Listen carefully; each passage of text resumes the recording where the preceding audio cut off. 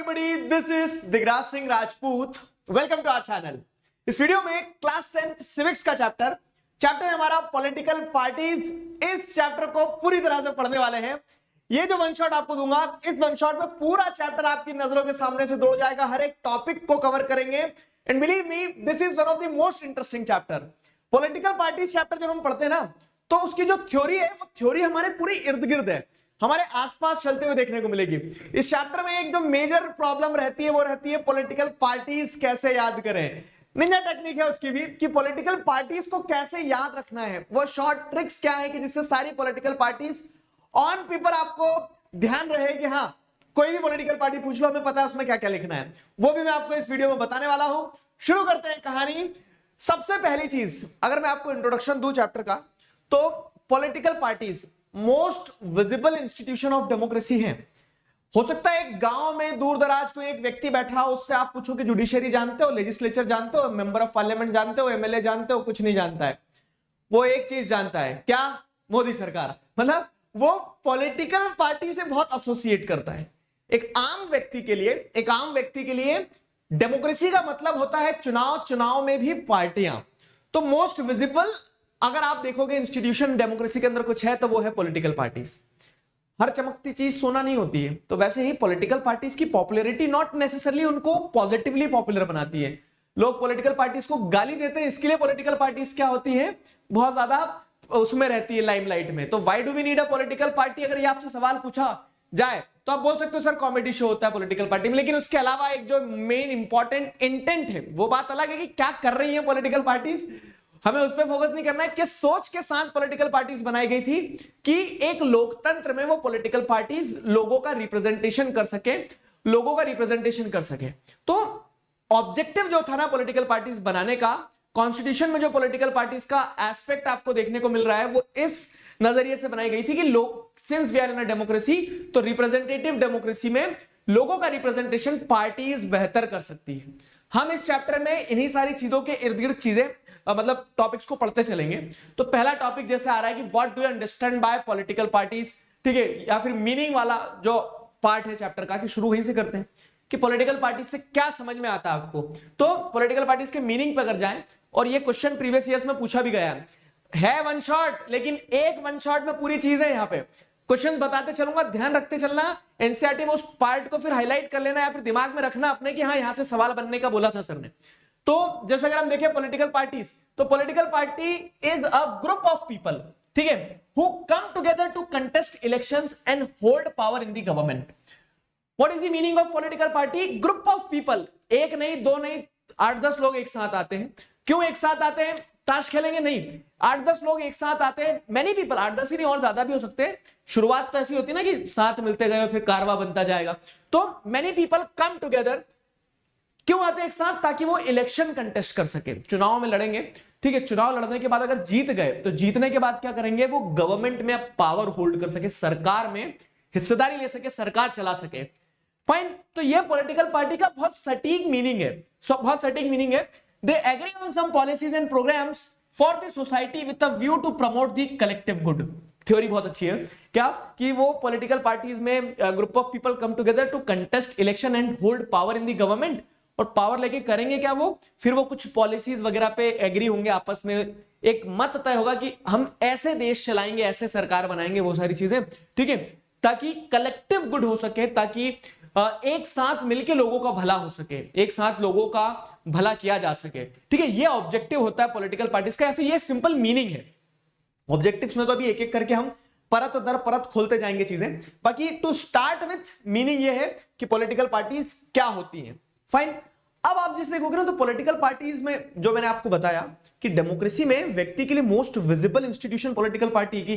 एक आम व्यक्ति जिसे कुछ नहीं पता है पॉलिटिक्स का, पी नहीं पता है, लेकिन वो राजनीतिक दलों को जानता है, पॉलिटिकल पार्टीज को जानता है, ठीक है. वो अपने आप को वो जानता है कि उसको पंजे पे वोट देना है, कि कमल के फूल पे वोट देना है, कि झाड़ू पे वोट देना है. नाम नहीं भी पता होंगे तो ये पता है कि हाँ झाड़ू कमल का फूल है और पंजा है, ठीक है, शेर का नहीं हाथ का, ठीक है. तो पॉइंट क्या हो रहा है ना कि जैसे अगर आप देखेंगे कि parties reflect fundamental political division in the society. ठीक, आप किसी गांव में चौपाल पे जाकर बैठोगे तो वहां आपको एक चुनाव के समय में क्लियर कट डिवीजन देखने को मिलेगा कि 4 चाचा लोग जो बैठे हैं तो वो क्या है, वो किसी एक पार्टी को सपोर्ट कर रहे हैं, 4 ताऊजी जो बैठे हैं तो वो किसी अलग पार्टी को सपोर्ट कर रहे हैं। तो जो सोसाइटी के फंडामेंटल डिविजन्स है ना, मतलब डिविजन्स कैसे आते हैं, आप जैसे देखोगे कुछ तो नेचुरल डिविजन्स होते हैं क्या, कि कोई मेल पैदा हुआ है, कोई फीमेल पैदा हुआ है। फिर डिविजन्स जो रहते हैं तो वो विचार से बनते हैं कि मेरा सोचने का तरीका ये, तुम्हारा सोचने का तरीका ये। तो वो थॉट प्रोसेस के हिसाब से हम किसी पॉलिटिकल पार्टी ए के साथ अलाइंड होते हैं, दूसरा व्यक्ति किसी पॉलिटिकल पार्टी बी के साथ अलाइंड होता है। तो इस तरह से जो सोसाइटी का फंडामेंटल डिविजन है on the basis of opinion, वो पॉलिटिकल पार्टीज रिफ्लेक्ट करती है। एक पॉलिटिकल पार्टी अगर सेंट्रिस्ट पार्टी, एक पॉलिटिकल पार्टी लेफ्टिस्ट है, एक पॉलिटिकल पार्टी राइटिस्ट है, तो उन विचारधाराओं में विश्वास करने वाले लोग अलग अलग पार्टियां चुन लेंगे, अपने अपने खेमे चुन लेंगे। तो इस तरह से पॉलिटिकल पार्टीज जो होती है वो फंडामेंटल पॉलिटिकल डिवीजन को रिफ्लेक्ट करती है, ठीक है। And parties are about a part of society and thus involve partisanship. Partisanship क्या होती है कि एक व्यक्ति जो रहता है तो वो किसी ना किसी राजनीतिक दल का जब हिस्सा होता है ना, तो वो अपने आप को उस राजनीतिक दल से बहुत ज्यादा जोड़ के देखता है। उसके लिए ये मायने नहीं रखता है कि सामने वाला व्यक्ति सही है या गलत है, कह दिया ना बस, उस टाइप की कहानी रहती है। पार्टीशनशिप मतलब क्या है, व्हेन अ पर्सन्स इमोशंस और कह सकते हैं when a person is associated with a party to that extent that he or she refuses to be a neutral person, ठीक है। वो अपने व्यू पॉइंट को न्यूट्रल नहीं रख सकता है, वो पार्टी के साथ इतना एसोसिएट हो जाता है। पार्टीशनशिप मतलब कि पार्टी दिमाग पर चढ़ जाना, अगर हिंदी में समझाऊं मैं आपको तो, कि जब एक पर्सन क्या होता है कि क्या बोल सकते हैं ना, न्यूट्रल स्टैंड लेने से वंचित हो जाता है। क्यों? क्योंकि he or she is associated a lot with the political party, तो वो पार्टीशनशिप हो जाती है। And since people are the part of political parties reflect the fundamental political division in the society, तो partisanship is involve with the political parties. अब एक political party क्या होता है वो हमने समझ लिया। क्वेश्चन यहां पे यही बनता है कि what do you understand by political parties, तो आपको डेफिनेशन पता है। और उसके बाद में आता है कि what are the main components. जैसे हम बोलते हैं what do you understand by car, तो कार एक कह सकते हैं एक यूटिलिटी व्हीकल है जिसके अंदर जो हमें ट्रांसपोर्टेशन में मदद कर रही है, जैसे हमारे मूवमेंट में मदद कर रही है। तो ये आपने कार की डेफिनेशन दे दी। And what are its components, तो आप बोलेंगे कंपोनेंट्स में सीट होती है सर, स्टीयरिंग होता है, टायर होता है, हॉर्न होता है, ठीक है। तो वो कंपोनेंट्स हो गए। तो वैसे ही पॉलिटिकल पार्टी का डेफिनेशन समझ लिया। अब बात करते हैं कि पॉलिटिकल पार्टी में होता कौन कौन है, क्या क्या कंपोनेंट्स हैं। तो अ political party has 3 components. 3 component होते हैं पॉलिटिकल पार्टी में। वो क्या है 3 कंपोनेंट? एक होते हैं लीडर्स, दूसरे होते हैं एक्टिव मेंबर्स, ठीक है, जो बहुत एक्टिवली क्या बोलते हैं कि युवा नेता टाइप के लोग जो होते हैं, ठीक है, अध्यक्ष बना देते हैं, छोटे मोटे पोर्टफोलियो देते रहते हैं जिनको पार्टी के अंदर के, सरकार के नहीं, पार्टी की जिम्मेदारियां संभालने को दी जाती है, जो पार्टी का काम संभालते हैं, पोस्टर लगाने से लगा के, ठीक है, फूल से माला बनाने तक का काम। तो वो एक्टिव मेंबर्स होते हैं। और तीसरे होते हैं फॉलोवर्स। फॉलोवर्स मतलब क्या है कि जब कीबोर्ड वॉरियर्स लड़ाई लड़ रहे होते हैं तो कुछ लोग एक पार्टी को सपोर्ट कर रहे होते हैं, कुछ लोग दूसरी पार्टी को, चुनाव में जो उनको ही वोट देंगे, चुनाव में जो इनको ही वोट देंगे, तो वो फॉलोवर्स होते हैं। अब याद रखने की सिंपल टेक्निक बताता हूं मैं आपको क्या होता है कि leaders are the people who take the decision, who hold the portfolio in the government. अगर पार्टी जीतती है तो लीडर्स टाइप ऑफ आदमी रहेंगे, बाहुबली जैसे, ठीक है। फिर क्या होता है एक्टिव मेंबर्स, मतलब क्या, जैसे कटप्पा को पावर अपने हाथ में नहीं चाहिए थी, लेकिन वो क्या है, वो तत्पर था महेशमती के सिंहासन को बचाए रखने के लिए, काम करता था एक्टिवली। तो एक्टिव मतलब लीडर्स हो गए, एक्टिव मेंबर्स हो गए, ठीक है। और उत्सव की तैयारी करो वाले लोग जो रहते हैं वो क्या कहलाएंगे, एक्टिव मेंबर कहलाएंगे, वो सॉरी फॉलोवर्स कहलाएंगे। क्यों? क्योंकि they believe in the idea of leader, they support the acts of the active members, they vote for the political party। तो आम जनता जो रहती है, जो एक पार्टी के टुवर्ड्स इंक्लाइंड रहती है, तो वो उसके फॉलोवर हो जाते हैं। समझ में आया? वो उसके फॉलोवर हो जाते हैं। तो 3 कंपोनेंट ध्यान रखना है। Moving on to the next part, यहां से ध्यान रखिएगा what to understand by political parties and what are its components करके क्वेश्चन आता है, बनेगा, नंबर यहां नहीं कटेंगे अपने, आगे बढ़े अगर। तो अब जैसे अगर हम देखें कि सर ये तो एक सरफेसिंग हो गई कि हाँ पॉलिटिकल पार्टी क्या है, पॉलिटिकल पार्टी के क्या क्या कंपोनेंट्स हैं। अब अगर ऐसा आ जाए कि पॉलिटिकल पार्टी आखिर करती क्या है, चुनाव लड़ती है, बस चुनाव लड़ती है? नहीं, और भी बहुत सारी चीजें। तो क्या करती है मतलब क्या फंक्शंस हैं उसके, क्या फंक्शंस है? कार की डेफिनेशन दे दी मैंने आपको, लेकिन कार के यूजेस क्या क्या है? तो आप बहुत सारी यूजेस बताएंगे। कार जो है तो फेयरवेल पे जब लड़कियां तैयार होकर जाती है तो उसके लिए कार से जाना जरूरी है, क्योंकि बहुत सारा तैयार हुए। तो पॉइंट मीन क्या कि फंक्शंस क्या है तो यूजेस क्या क्या है, ठीक है, कार के नहीं, पॉलिटिकल पार्टीज की अगर बात करें तो यहां पे आप देखेंगे पॉलिटिकल पार्टीज के फंक्शन क्या क्या होते हैं। तो फंक्शन एक एक करके 7 बताए गए हैं। अलर्ट, क्या अलर्ट कि बाबू सुनो मेरी बात, ये जो मैं आपको 7 फंक्शन बताने वाला हूं ना, ये सीबीएसई के कुछ फेवरेट डोमेन्स है। जैसे अगर अभी तक जितने चैप्टर पढ़ के आए पीछे पलट के देखोगे तो फेडरलिज्म चैप्टर में एक जगह आपसे पूछा जाता what are the features of federalism, what are the features of federalism, तो आप 1 2 3 4 5 6 7 करके बताते हो, ठीक है। तो पूरी सिविक्स में देखना एक वो वाला टॉपिक और एक ये वाला टॉपिक, ये 2 ऐसे टॉपिक है जहां पे स्ट्रेट फॉरवर्ड एक एक करके पॉइंटर में आंसर दिया हुआ है, और पॉसिबिलिटी है कि 5 नंबर के क्वेश्चन अगर इन चैप्टर से आते हैं तो इनका वेटेज तेज रहता है, ठीक है। एक्सपीरियंस से बोल रहा हूं, ठीक है, एक्सपीरियंस से बोल रहा हूं। तो उस हिसाब से आपको क्या करना है, functions of a political party अगर पूछा जाए तो 7 फंक्शन क्या क्या है आपको एक एक करके सारे समझा देता हूं मैं, ठीक है। तो वो फंक्शंस क्या है, फीचर्स क्या है पॉलिटिकल पार्टीज के, व्हाट आर दी कह सकते हैं, what are the works performed by political party, किसी भी तरह से सवाल पूछा जाए, सवाल बहरूपिया होता है। तो आपको फंक्शंस लिखने को आएगा तो सबसे पहला पार्टीज कंटेस्ट इलेक्शन। अब तुम भी इतना ही मत लिख के आ जाना, एक्सप्लेन करना इसको, जैसे कि पार्टीज कंटेस्ट इलेक्शन। तो अब उसमें आपको क्या लिखना रहेगा कि पॉलिटिकल पार्टीज जो रहती हैं तो they give tickets to their candidates, they decides that who is going to contest election from this constituency, इस जगह से पार्टी के नाम पे कौन चुनाव लड़ेगा, टिकट के नाम की लड़ाई होती है, ठीक है। तो पार्टीज कंटेस्ट इलेक्शन हाउ, तो parties give tickets to the candidate, they decide that this candidate will be contesting election from this constituency and this is how the political parties participate in the election. कभी देखा है कि ये जा रही है BJP, ये जा रही है कांग्रेस, पार्टी का कोई चेहरा नहीं है ना, पार्टी अपने आप में इंसान नहीं है, वो तो लोग जो है, मेंबर जो है, लीडर जो है, फॉलोवर जो है, वो मिलके पार्टी बनाते हैं। तो पार्टी वैसे क्या करती है, पहला फंक्शन ये है कि parties contest election by giving tickets to the candidates. अब जैसे यूएसए वगैरह में क्या होता है, पार्टी के मेंबर और जो पार्टी के मेंबर और फॉलोवर्स रहते हैं वो तय करते हैं कि टिकट किसको मिलना चाहिए। इंडिया में टॉप लीडर्स तय करते हैं कि टिकट किसको मिलना चाहिए, कौन इलेक्शन कंटेस्ट करेगा, कौन कैंडिडेट को चुनाव लड़ना चाहिए, वो अलग अलग वेरी करता है। तो पहला फंक्शन तो हो गया कि पार्टीज कंटेस्ट इलेक्शन, ठीक है भाई साहब। दूसरा क्या है, parties put forward different policies and programmes to choose from. अब हो क्या रहा है ना, देखो कनेक्ट करो, हम इकोनॉमिक्स और सिविक्स को जोड़ देते हैं। क्या हो रहा है कि हमने सिविक्स में देखा different people have different developmental goals. अब ये इतनी लड़ाई हो रही है, सब कुछ चुनाव लड़े जा रहे हैं, क्यों लड़े जा रहे हैं, ताकि देश का विकास किया जा सके। हर पार्टी चाह रही है कि हम विकास करें देश का, ठीक है, ऑन पेपर तो यही बोलते हैं ना। तो अब क्या हो रहा है, अब जिसे अगर आप देखोगे तो यहां पे क्या है कि जब हमने डेवलपमेंट वाले चैप्टर में पढ़ा है कि अलग अलग लोग अलग अलग डेवलपमेंटल गोल हो सकते हैं, तो वैसे ही सोसाइटी के विकास के लिए जो पॉलिटिकल पार्टीज लड़ रही हैं चुनाव, ठीक है, तो ये भी सब अलग अलग ओपिनियन रखेंगे कि ऐसा कर देंगे, ब्रिज बना देंगे, रोड बना देंगे, फिर गिर जाएगा, फिर एक बार चुनाव लड़ने का मौका मिलेगा। तो ठीक है, सॉरी पता नहीं क्यों मुझे आज थोड़ा सा ज्यादा उस पार्ट पे समझाने में मजा आ रहा है। तो कमिंग बैक टू दिस, तो जैसे अगर हम यहां देखें तो पॉलिटिकल पार्टीज जो रहती ना, तो वो वास्ट मल्टीट्यूड ऑफ ओपिनियंस जो हैं, अलग अलग ओपिनियंस हैं। अलग अलग ओपिनियंस कैसे कि समाज में हर व्यक्ति देश का विकास चाह रहा है और हर व्यक्ति की देश के विकास को लेकर अलग अलग क्या है, अलग अलग नोशन से, अलग अलग अंडरस्टैंडिंग से। पॉलिटिकल पार्टीज यहां पे एक काम क्या कर देती है अच्छा, कि they put forward the different policies and programmes to choose from.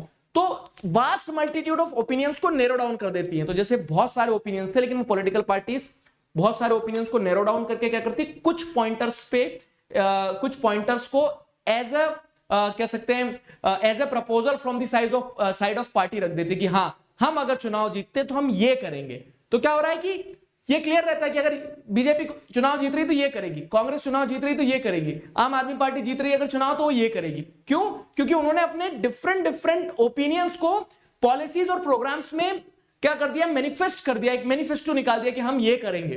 तो ये काम भी होता है, ये भी एक फंक्शन होता है पॉलिटिकल पार्टीज का कि they put forward different policies and programs. तीसरा, parties play a decisive role in making laws for the country.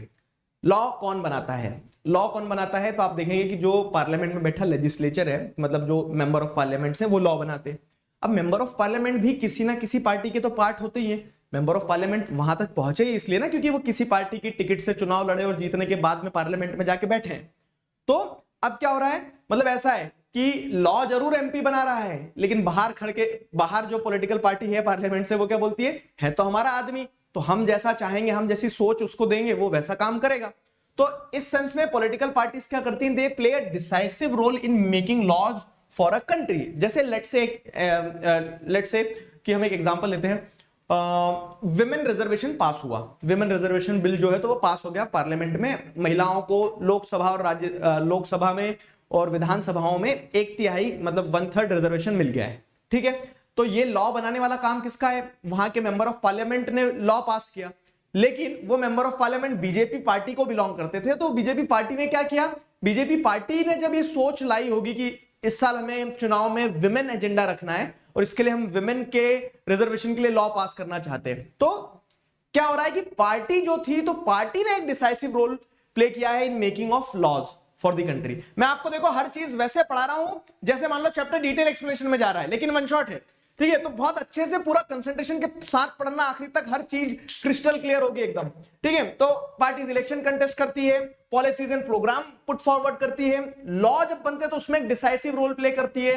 अब ये सारी चीजों के बाद में जैसे पार्टी जब जीतती है तो सरकार भी तो पार्टी की होती ना, ठीक है। तो सरकार तो साडी आप ही है, ऐसा कुछ एक गाना है ना जो भी है। तो यहां जैसे देखोगे तो forms and run government, political parties ही तो सरकार बनाती और चलाती है।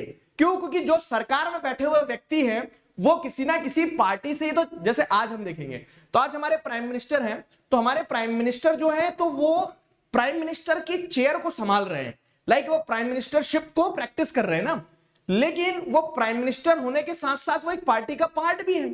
तो अब जैसे देखा जाए तो बीजेपी क्या बोलेगी कि हमारी सरकार है, क्यों? क्योंकि जो सरकार चला रहा है व्यक्ति वो बीजेपी पार्टी को बिलोंग करता है, समझा। सिमिलरली कांग्रेस के लिए भी, सिमिलरली हर पार्टी के लिए वही होगा। तो जब कोई एक पार्टी जीतती है तो एक तरह से सरकार बनाना और चलाना उस पार्टी के हाथ में हो जाता है, ठीक है। तो ये एक पार्ट हो गया, ये एक फंक्शन हो गया। अगला देखिए तो parties plays the role of opposition, बड़ी अच्छी चीज है क्या, take risk, if you will win you will lead, if you will lose you will guide.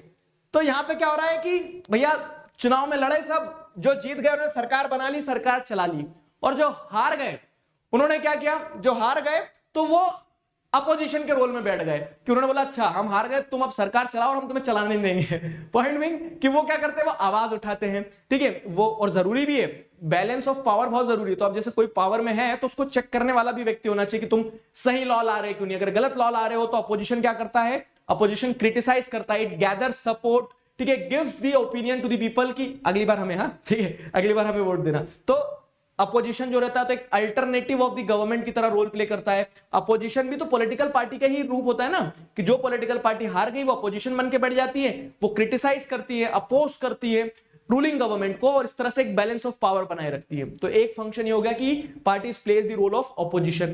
तीसरा, फिर इसके बाद में सब देखें कितना हो गया, छठवां, sixth function, political party shape public opinion. इस टॉपिक से एक और चीज बता रहा हूं कि कभी कभी क्या होता है, ऐसे भी क्वेश्चन आ जाते हैं, बी प्रिपेयर्ड फॉर दैट, छोटा 2 नंबर 3 नंबर का, कि how political party shape public opinion explain. Function पूछा है 5 नंबर में पूछ लिया, वेल एंड गुड, बहुत सारे पॉइंट हमारे पास साथ लिखेंगे, लेकिन कभी कभी ऐसा भी हो जाता है कि एक स्पेसिफिक फंक्शन से क्वेश्चन बन के आ जाता है कि how political party shape public opinion. तो देखो आप समझना कि पॉलिटिकल पार्टीज में क्या होते हैं, लैक्स ऑफ मेंबर्स होते हैं, फॉलोवर्स होते हैं। अब वो जो लाखों मेंबर्स और फॉलोवर्स होते हैं, ठीक है, तो political parties have many members and followers, और वो जो मेंबर्स और फॉलोवर्स होते हैं वो क्या काम कर रहे होते हैं, थोड़ा लॉजिक लगाओ, वो मेंबर्स और फॉलोवर्स जो हैं तो वो पार्टी के स्टैंड को फॉलो कर रहे होते हैं, पार्टी जैसा बोलेंगी वो मेंबर्स वैसा करेंगे, वो मेंबर्स वैसा करेंगे। तो यहां पे वही चीज सिंपल सीधे सटीक तरीके से बताई गई है कि political party shape public opinion, how, तो political parties have lakhs of members and the stands taken by the political parties are replicated by the members and followers. तो जैसा पार्टी बोलेगी वैसा मेंबर्स और फॉलोवर्स करेंगे। So in this manner the stand taken by the political party is shaping the public opinion. जो party करेगी बोलेगी वैसा लोग भी रिएक्ट करेंगे, लोग भी वैसा ही सोचेंगे। समझ में आया? तो political party shape public opinion. Last जैसे देखें तो parties provide people access to government machinery and welfare scheme.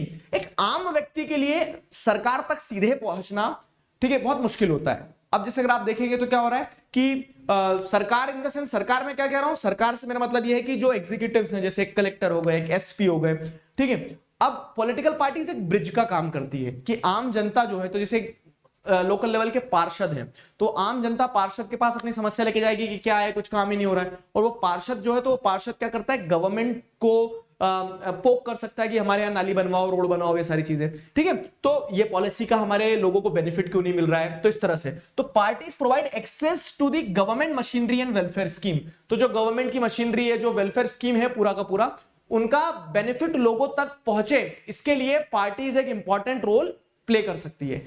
यहां पे चीजें सटीक रूप से क्लियर होना चाहिए कि सातों के सातों फंक्शंस आपको क्लियर है। Let us recall once, election contest करना, ठीक है, फिर उसके बाद में पॉलिसीज और प्रोग्राम्स को पुट फॉरवर्ड करना, फिर उसके बाद में लॉज को इंप्लीमेंट करवाना, और जीत जाती है पॉलिटिकल पार्टीज तो सरकारें बनाती है और चलाती है, ठीक है, सारे रिकॉल होते चल रहे हैं। और अगर हार जाती है तो अपोजिशन में बैठती है, ये भी एक फंक्शन है, ये भी एक फंक्शन है। Political parties public opinion shape करती है, क्योंकि उसका जो प्रेजेंस है वो इतना ऑमनी प्रेजेंट है, इतने सारे मेंबर्स हैं कि the stands taken by the political parties are replicated by the people also. Fine, and the last is parties provide people access to the government machinery, ठीक है, कि जो आम जनता जो है तो वो गवर्नमेंट तक पहुंच पाए, वहां पे पार्टी एक ब्रिज का काम करती है। तो दीज आर दी फंक्शंस। अब आगे बढ़े तो हमने इतना देख लिया कि हाँ, मतलब इतनी भी खराब नहीं है, पॉलिटिकल पार्टीज क्या है, कंपोनेंट्स क्या है और फंक्शंस क्या है। एक एक चीज देखो, मीनिंग, कंपोनेंट, फंक्शन, क्वेश्चन बन के आते हैं। और चौथा क्वेश्चन जो बन के आता है कि why do we need political party, what is the necessity. अब कुछ बच्चे कंफ्यूज होते हैं, स्टार्टिंग में भी लिखा है sir why do we need, और यहां भी नेसेसिटी लिखा है, लिखना क्या है। लिखना यह है आंसर में कि स्पेसिफिकली नेसेसिटी लिख दिया तो आसान रहेगा, आपको यहीं से आंसर लिखना है। नीड अगर लिख दिया और 3 नंबर 5 नंबर में सवाल आ गया तो भी हम यहीं से पॉइंटर्स उठाएंगे। Why do we need political party, why it is necessary to have political parties in today's era. इस तरह से सवाल आ सकता है रॉ फॉर्म में। सवाल बहरूपिया होता है तो अलग अलग तरह से शब्द बदल के आ जाएगा, लेकिन नेसेसिटी समझना, पॉलिटिकल पार्टी की अगर नेसेसिटी पूछिए तो क्या लिखेंगे हम। चलो शुरू करते, देखो, ठीक है। तो पहला सवाल यह है मेरा आपसे, आपके सवाल का जवाब देने से पहले मेरा सवाल कि can modern democracies exist without political parties. क्या मॉडर्न डेमोक्रेसीज बिना पॉलिटिकल पार्टीज के एग्जिस्ट कर सकती है? नहीं। क्यों नहीं कर सकती? क्योंकि हम जैसे देख रहे हैं आज मॉडर्न डेमोक्रेसीज में कितनी जनसंख्या है, हर व्यक्ति के अंदर वो स्किल नहीं है कि वो पॉलिटिक्स में पार्टिसिपेट कर सके और डिसीजन ले सके। Practically it is possible, it is not possible also कि हर व्यक्ति को आप इंक्लूड भी कर पाओ डिसीजन मेकिंग प्रोसेस में। तो इसके तहत आपको क्या समझना होगा? इसके तहत आपको ये समझना होगा कि इट इज वेरी इंपॉर्टेंट कि हमें पॉलिटिकल पार्टीज हमारे पास हो, हमारे इर्द गिर्द पॉलिटिकल पार्टीज हो, क्योंकि वो जो रहती है तो हमारा काम आसान कर देती है। एक हाइपोथेटिकल केस लेते हैं, चलो, कि 2 मिनट के लिए मान ही लो कि नहीं है पॉलिटिकल पार्टी, क्या कर लोगे? ठीक है, 2 मिनट के लिए हम मान लेते हैं कि political parties are not there. अब कैसे काम चलेगा अगर पॉलिटिकल पार्टीज नहीं है? तो जब पॉलिटिकल पार्टीज नहीं होगी ना, तब क्या होगा कि सारे कैंडिडेट इंडिपेंडेंटली लड़ेंगे। पॉलिटिकल पार्टी एक सूत्र की तरह है, एक धागे की तरह है। एक बड़ा अच्छा एग्जाम्पल सेट करते हैं अपन, देखो क्या है कि एक कैंडिडेट, ठीक है, अपनी जगह से लड़ा कॉन्स्टिट्यूएंसी से, दूसरा कैंडिडेट अपनी कॉन्स्टिट्यूएंसी से लड़ा, तीसरा कैंडिडेट, चौथा कैंडिडेट, सब अपनी अपनी कॉन्स्टिट्यूएंसी से लड़े।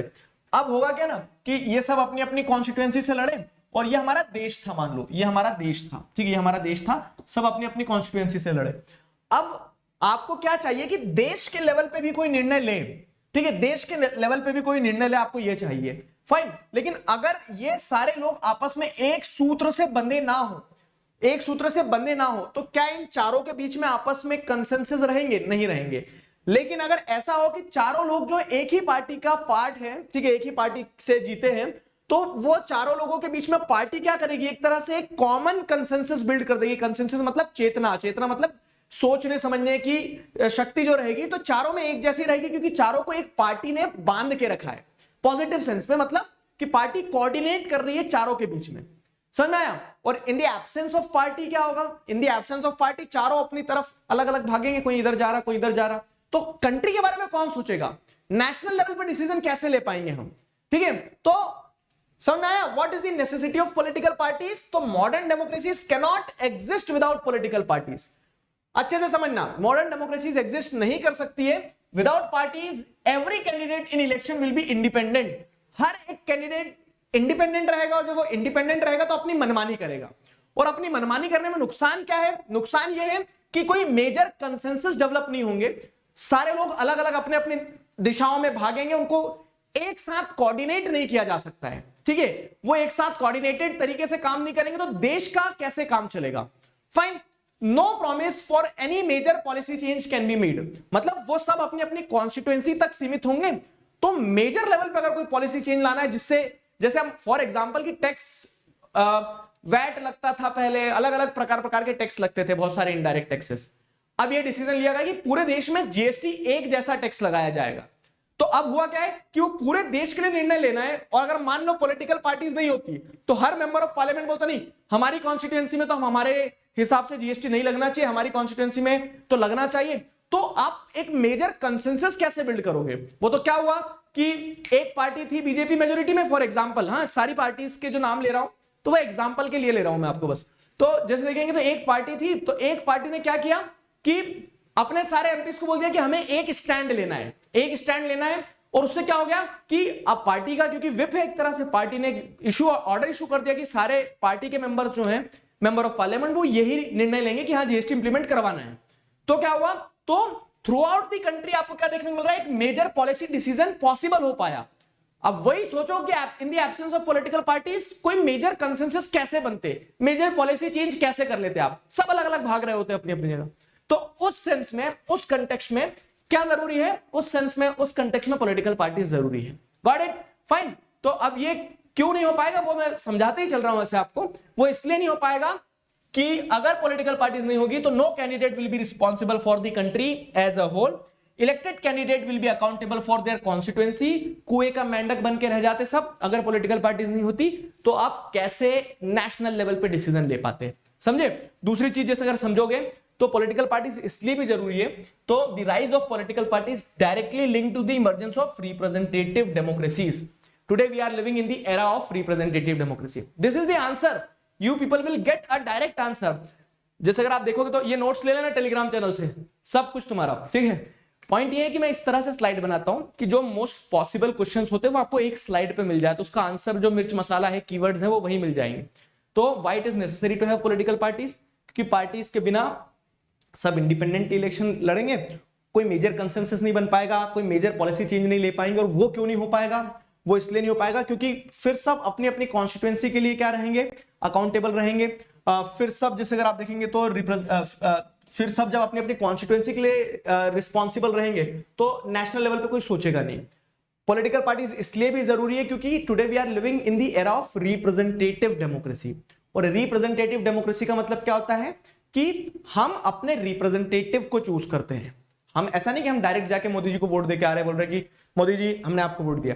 पॉइंट क्या हो रहा है ना, पॉइंट यहां पे हो रहा है कि हम अपने कॉन्स्टिट्यूएंसी से अपना लीडर चूज कर लेते हैं और फिर जिसकी मेजोरिटी होती है उसकी सरकार बनती है, ठीक है? तो अब जब हम सब अपनी अपनी कॉन्स्टिट्यूएंसी में वोट दे रहे हैं, अपने अपने रिप्रेजेंटेटिव को चूज कर रहे हैं, तो वो सारे रिप्रेजेंटेटिव्स जो है ना, वो आपस में एक साथ कैसे आ पाएंगे? तो उनको एक साथ वो ये कि एक माला में सारे मोतियों को पिराने का काम करता है पॉलिटिकल पार्टी। पॉलिटिकल पार्टी वो धागे की तरह है कि सबने अपने अपने रिप्रेजेंटेटिव्स को चूज कर लिया, और वो सारे रिप्रेजेंटेटिव्स जो है, तो अगर वो मेजोरिटी रिप्रेजेंटेटिव पॉलिटिकल पार्टी ए के हैं तो ए सरकार बनाए, पॉलिटिकल पार्टी बी के अगर मेजोरिटी रिप्रेजेंटेटिव्स हैं तो बी सरकार बनाए, ठीक है? तो rise of political party can be linked to the emergence of representative democracies. Parties are necessary conditions for our democracy. इसी कंटेक्स्ट में it is very necessary to have political parties. Got it? Clarity होना चाहिए, crystal clarity होना चाहिए। तो ये हमने देख लिया कि why political parties are necessary.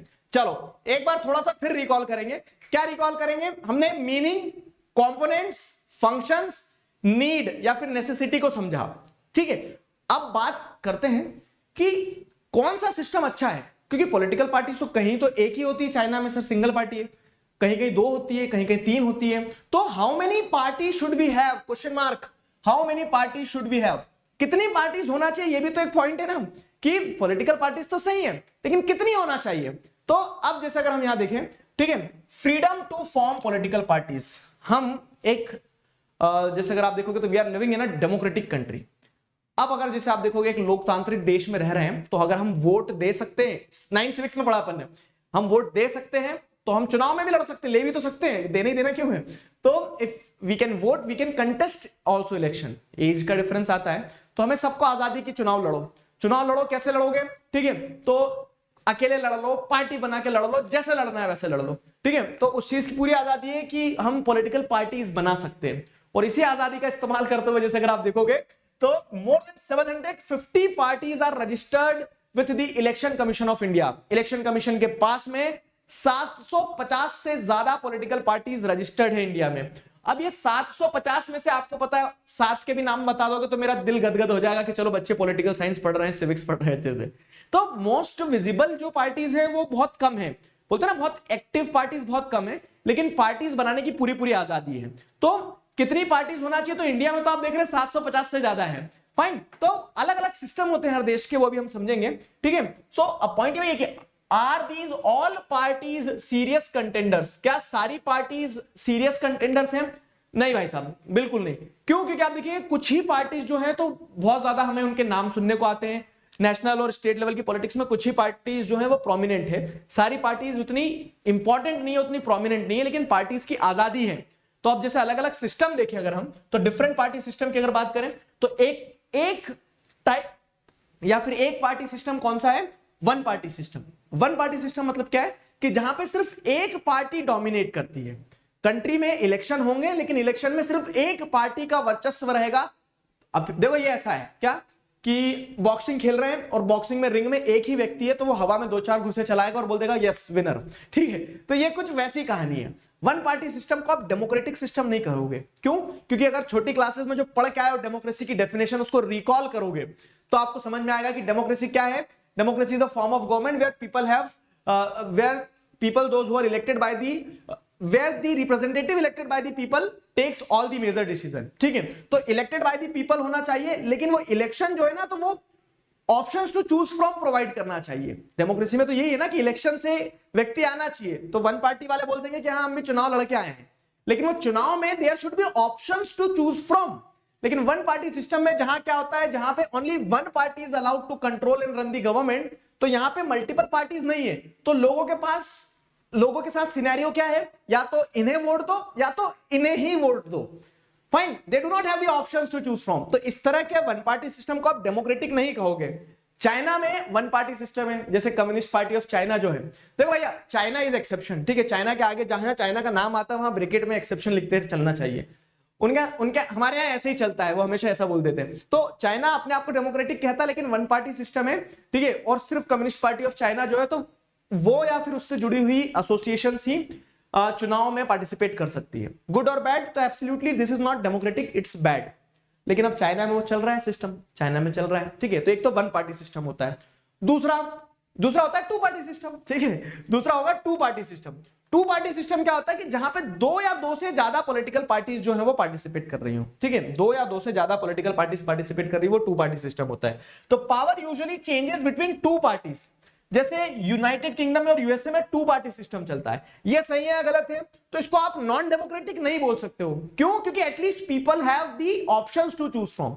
तो ये नॉन डेमोक्रेटिक नहीं होगा। इनफैक्ट वर्ल्ड की ओल्डेस्ट डेमोक्रेसी यूएसए में टू पार्टी सिस्टम चल रहा है। चलो एक होमवर्क देता हूं मैं, आप बताना कि यूके में 2 प्रोमिनेंट पार्टी कौन कौन सी है जिनके बीच में पावर टसल चलती रहती है। यूएसए में 2 प्रोमिनेंट पार्टीज कौन कौन सी है जिनके बीच में पावर टसल चलती रहती है। मतलब यहां पे तय है कि या तो पार्टी इनके पावर इनके पास होगी या तो पावर इनके पास होगी, इस टाइप से, क्योंकि टू पार्टी सिस्टम है, ठीक है। टू पार्टी सिस्टम में power usually changes between two parties. अब तीसरा आता है मल्टी पार्टी सिस्टम, ठीक है। मल्टी पार्टी सिस्टम क्या है? ये रंग बिरंगा सतरंगी, मतलब यहां पे multiple parties have the possibility to come into the power. जैसे अगर आप देखोगे तो इंडिया एक मल्टी पार्टी सिस्टम है। यहां पे सिर्फ बीजेपी कांग्रेस नहीं है, बीजेपी कांग्रेस, आम आदमी पार्टी, जनता गवर्नमेंट और कितनी ही सरकारें बनी है, कोलिजन की सरकारें बनी है। तो कोलिजन और अलायंस 2 चीज होती है। अलायंस मतलब क्या है कि चुनाव से पहले तय कर लिया जाता है। जैसे एनडीए है ना, सॉरी एनडीए नहीं, एनडीए भी एक अलायंस है नो डाउट, ठीक है। नेशनल डेमोक्रेटिक अलायंस बीजेपी का अलायंस है। वैसे ही अभी जो आगे आने वाले चुनाव है उसके लिए एक अलायंस बना है इंडिया, ठीक है। इंडिया एक अलायंस बना है। तो अलायंस मतलब क्या है कि चुनाव के पहले ही जब कुछ गुट एक साथ आ जाते हैं, कुछ पॉलिटिकल पार्टीज एक साथ आ जाती हैं और वो इस नजरिए से एक साथ आती है कि हमारे एक साथ आने से शायद हम ज्यादा वोट बैंक को अपील कर पाएंगे, अट्रैक्ट कर पाएंगे, ठीक है। तो वो क्या होते हैं? वो अलायंसेस होते हैं। और चुनाव के बाद जो पार्टीज एक साथ आती है, देखा कि यार चुनाव के रिजल्ट आ गए, ना तुम जीते ना तुम जीते ना तुम जीते, तो अपन 2-3 लोग साथ मिलकर गठबंधन की सरकार बना लें, तो वो कोलिजन होता है, ठीक है। तो अलायंस और कोलिजन क्यों बता रहा हूं? क्योंकि मल्टी पार्टी सिस्टम में मल्टीपल पार्टीज कंटेस्ट करती है। एक पार्टी की जीतने की संभावना नहीं होती है तो मल्टीपल पार्टीज एक साथ आके सरकार बनाती है। और इसमें यह भी है कि सिर्फ ऐसा नहीं कि एक पार्टी की पॉसिबिलिटी जीतने की रहती है, दो पार्टी की जीतने की रहती है, मल्टीपल पार्टीज की जीतने की पूरी पूरी पॉसिबिलिटी रहती है, ठीक है। तो when several parties contest and have the chance of winning to power, it is multi party system. Multi party system, coalition government is one of the feature of multi party system, जहां पे क्या होता है, जब किसी एक single party को majority नहीं मिलती है तो मल्टीपल पार्टीज एक साथ आके सरकार बनाती है, जिसे कोलिजन गवर्नमेंट या फिर गठबंधन की सरकार कहा जाता है, ठीक है। इंडिया इज एन एग्जांपल कि यहां पे मल्टी पार्टी सिस्टम चलती है। चलो अलर्ट हो जाओ जरा एक बार, डिफरेंशिएट बिटवीन क्वेश्चंस जो आते हैं, तो डिफरेंशिएट बिटवीन में सिविक्स से ये एक फेवरेट टॉपिक है सीबीएसई का, one party system two party system में डिफरेंशिएट करो, ठीक है। इनको एक्सप्लेन करने को पूछ लिया जाता है, तो किसी भी तरह से सवाल आए बी प्रिपेयर्ड फॉर दैट, हम डिटेल में हर चीज इसीलिए पढ़ते चल रहे हैं, ठीक है। अब इतना पढ़ने के बाद हमें एक चीज आती है, how many party should we have sir, ठीक है, कौन सा पार्टी सिस्टम अच्छा है, ठीक है। क्वेश्चन ये आता है which of this is better, one party system अच्छा है, टू पार्टी सिस्टम अच्छा है, या मल्टी पार्टी सिस्टम अच्छा है। तो इसमें हम क्या लिखते हैं, this is not a very good question to ask, ठीक है। तो हो सकता है ऐसा लिखने पे एग्जामिनर नाराज हो जाए, ठीक है, तो हमें ऐसा लिखना नहीं है, सिर्फ समझाने के लिए बता रहा हूं मैं कि this is not a very good question. क्यों? क्योंकि आपको समझना होगा which party system is best. तो party system is not something which a country decides, ठीक है। ऐसा नहीं कि हमें डिसाइड करना होगा कि वन पार्टी ले लो, टू पार्टी ले लो, थ्री पार्टी ले लो, जो मल्टी पार्टी ले लो, जो भी सिस्टम लेना हो हमें वो सिस्टम ले लो। वो डिपेंड करता है उस कंट्री के हिस्ट्री पे, उस कंट्री के कल्चरल कंपोजिशन पे। जैसे चाइना में वन पार्टी सिस्टम चल रहा है, क्यों? क्योंकि चाइना में एक ही तरह के लोग हैं। अब आप बोलोगे हाँ सर सब ऐसे दिखने वाले हैं, नहीं, ठीक है। चाइना में वन पार्टी सिस्टम इसलिए चल रहा है क्योंकि एथनिक ग्रुप हांस जो है वो मेजोरिटी में है, और वहां पे ऑटोक्रेटिक टाइप की गवर्नमेंट है, वो कम्युनिस्ट पार्टी ऑफ चाइना, जो डरा के धमका के मार पीट के सबको चला लेती है अपने अंडर में। लेकिन इंडिया में वन पार्टी सिस्टम नहीं चल सकता। क्यों? क्योंकि इंडिया में कितनी लैंग्वेजेस हैं, कितनी डाइवर्सिटी, कितने रिलीजन है, कितने एथनिक ग्रुप्स हैं, तो उन सबको अकोमोडेट करना है अगर एक साथ, तो क्या करना होगा, पावर तो शेयर करनी होगी। चैप्टर 1 पावर शेयरिंग, ठीक है। क्या पावर शेयरिंग से क्या होता है कि इट अकोमोडेट्स रीजनल डाइवर्सिटी, और वो रीजनल डाइवर्सिटी तब आएगी जब सबके पास पावर हो कि सब अपनी अपनी सरकारें बना सके। कैसे? सब अपनी अपनी पार्टीज बना सके, और वो होता है। नॉर्थ ईस्ट में जाओ तो वहां पॉलिटिक्स अलग चल रही है, नॉर्थ इंडिया में पॉलिटिक्स अलग चल रही है, साउथ इंडिया में पॉलिटिक्स अलग चल रही है, ठीक है। सबकी अपनी अपनी रीजनल पार्टीज हैं, तो इंडिया के लिए मल्टी पार्टी सिस्टम बेस्ट हो जाएगा, समझे? तो पॉइंट समझना होगा आपको, party system evolves over a long time depending on the nature of society. Party system is not something which we choose, party system choose करता है कि उसे कहां जाना है, ठीक है, ठीक है। It's social and regional divisions, its history of politics and its system of elections, ठीक है। These are some of the factors accordingly the party system is decided, ठीक है, according to which the party system is decided। तो party क्या है, party system कौन सा बेहतर है, ठीक है, तो वो इवॉल्व होता है over the long period of time. It is not being chosen by the country, ठीक है। No system is ideal for all countries and all situation, therefore it varies from country to country, की कहीं पे one party system है, कहीं पे multi party system है, तो कहीं पे टू पार्टी सिस्टम है, इसीलिए वो वेरिएशन है। चलो भाई साहब आगे बढ़े, हम इतना पढ़ लिया हमने, बहुत बेहतरीन तेजी से पढ़ लिया। और तो अब जैसे मैं आपको मेजर टॉपिक्स बताते चल रहा हूं कि कहां से सवाल आएंगे। हमने देख लिया कि how many party should we have, तो वन पार्टी, टू पार्टी, सारा सब कुछ हो गया। अब इस पूरे डिस्कशन में जैसे अगर आप देखोगे ना, तो इस पूरे डिस्कशन में एक दो बार जिक्र हुआ किस चीज का, कि कुछ पार्टी रीजनल लेवल पे होती है, कुछ पार्टी नेशनल लेवल पे होती है। तो पार्टी के भी अलग अलग टाइप होते हैं। जैसे वही कार वाले एग्जांपल चले, तो कुछ कार हैचबैक होगी, कुछ एसयूवी होगी, कुछ सिडैन होगी, टाइप होते हैं ना अलग अलग। तो वैसे ही पार्टीज की भी अगर हम बात करें, तो पार्टीज में क्या हो रहा है, कुछ नेशनल पार्टीज होती है नेशनल लेवल पे, कुछ स्टेट पार्टीज होती है जो स्टेट लेवल पे होती है ना। तो ऐसे अलग अलग पार्टीज होती है, नेशनल लेवल पे, स्टेट लेवल पे, ऐसे अलग अलग पार्टीज होती है। तो अब अगर हम देखें मीनिंग क्या है, तो वही है कि जिनकी presence, all those parties which are present at the national level, which have कह सकते हैं ह्यूज कवरेज, पूरे राष्ट्र के ऊपर जो सरकार बनाने की दावेदारी ठोकती है, वो पार्टीज नेशनल पार्टीज हो जाएंगी। Some parties are the regional parties which have presence in specific state और रीजन, तो वो रीजनल पार्टी, स्टेट पार्टीज कहलाएंगी। तो ऐसे पार्टीज नेशनल पार्टी और स्टेट पार्टीज के फॉर्म में वेरी करती है, समझ में आया? तो अब किस पार्टी को नेशनल पार्टी बोल देंगे, किस पार्टी को स्टेट पार्टी बोल देंगे सर, तो उसके लिए कुछ क्राइटेरिया है, ठीक है। वो क्राइटेरिया फुलफिल करना होता है किसी भी पार्टी को, तब वो नेशनल पार्टी कहलाती है और तब वो स्टेट पार्टी कहलाती है। तो वो हम देखेंगे क्या क्राइटेरिया, और वो क्राइटेरिया क्वेश्चन बन के भी आता है कि what is the criteria for a political party to fulfil, to be recognised as a national party, what is the criteria for a party to fulfil, to be recognised as a state party. सवाल बहरूपिया होता, ध्यान रखना। तो क्या करने से एक पार्टी नेशनल पार्टी और स्टेट पार्टी कहलाएगी वो मैं आपको बताता हूं। फाइन, अब जैसे आगे बढ़े तो every party in the country has to register with the election commission. Parties होती बहुत सारी अलग अलग, लेकिन हर पार्टी को ऐसा नहीं कि बस 4 लोग बैठ गए बोलते हैं आप पार्टी बनाए, कल को प्रधानमंत्री मैं बनूंगा तुम होम मिनिस्टर बन जाना, ऐसे नहीं। आपको एक प्रोसेस होता है, लॉज होते हैं। जैसे मैंने बताया कि इलेक्शन कमीशन के पास में 750 से ज्यादा पार्टीज रजिस्टर्ड है, ठीक है।